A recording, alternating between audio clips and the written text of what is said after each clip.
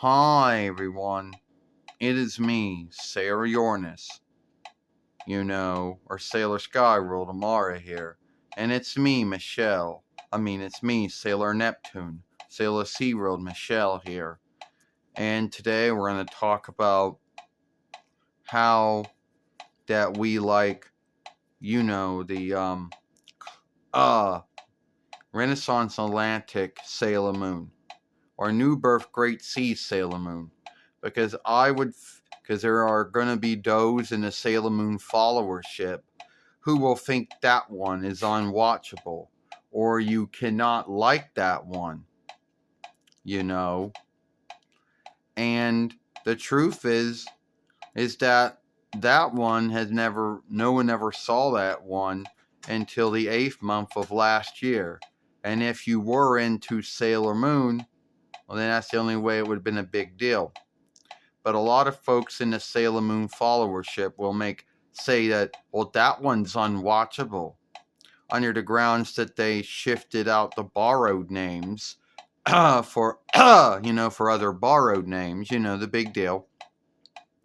But I think that would be the least of the things they would say that would make it unwatchable. Oh, Luna's a white cat instead of a black cat, things like that. And instead of going after the folklore Silverhurst, they're going after, the rainbow hearses that are held by all the other worlds of the Milky Way Starway. And that Queen Beryl would have a starship instead of being, casted to the Dark Kingdom. And that Queen Serenity didn't die. And that Tuxedo Mask, King Elderling Darien or Elderling Endymion, no one would know if he lived or died when they blew up the starship that he was on. So, yeah, and I think that I did like that one. And there was only one saga to it. But anytime I watched that one, I got happiness and glee from it, because it was the first time that anyone had ever seen that Sailor Moon. The Sailor Moon that tune makers or drawing makers and were made. The Sailor Moon that would be half live work and half live drawing, which would be worth way too much for the Toei business and Renaissance Atlantic Entertainment, or I guess New Birth Great Sea Glee, and tune makers or drawing makers in business to do anything with. What are you doing, April? Which would lead, them to end up giving Deke the rights and later on ownership to the Deke one.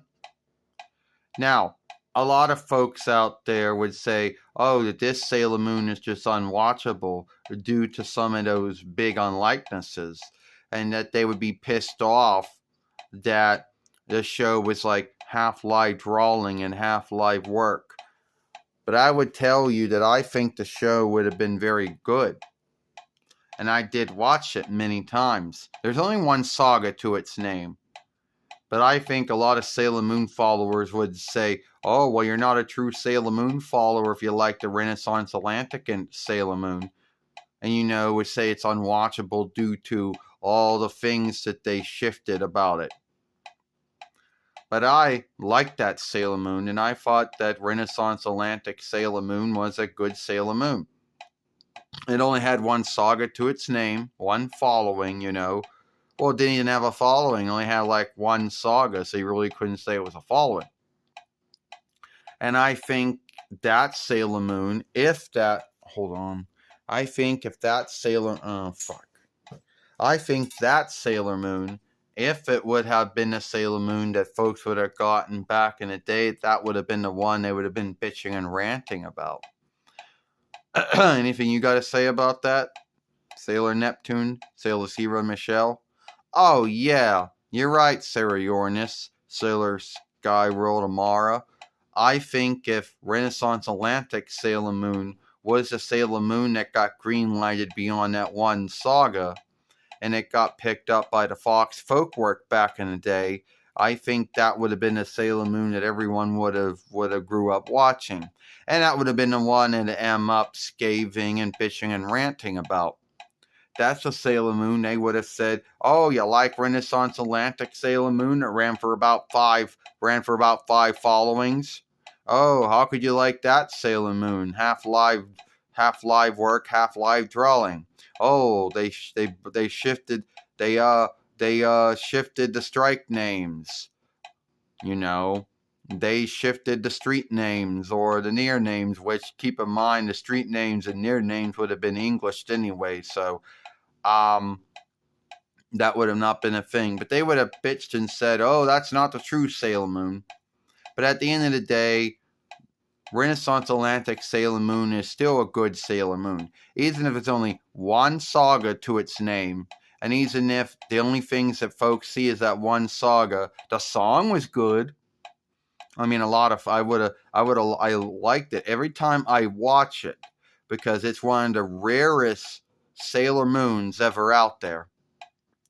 You know, and it's the only Sailor Moon out there that no one saw, except a few folks that may have saw it in between 98 YL when they showed it off one time, and some kind of drawing and some time a show one time. But it was mostly just, the upcoming for it. It wasn't the full saga. And except for maybe the folks at Fox who got to see it back in the day and that they wanted to pick it up for a full time, and the folks at Toei who later on looked at it and say, it's going to be too much gouged for us to make it, and boom. But at the end of the day, I did think the Renaissance Atlantic Sailor Moon is good. It is watchable.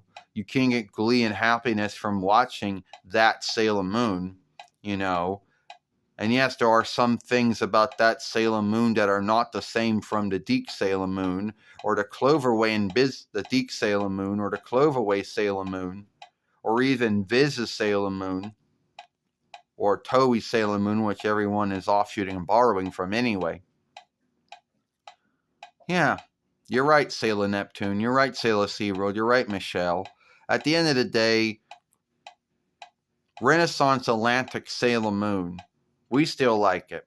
And anytime we go back to watch that one saga, it always makes us happy to know that now, after all of those years, from between 94 YL till 2022 YL, that Sailor Moon is out there, and that even if you hated it and didn't like it, we still think it was watchable, and we'll always like that Sailor Moon too.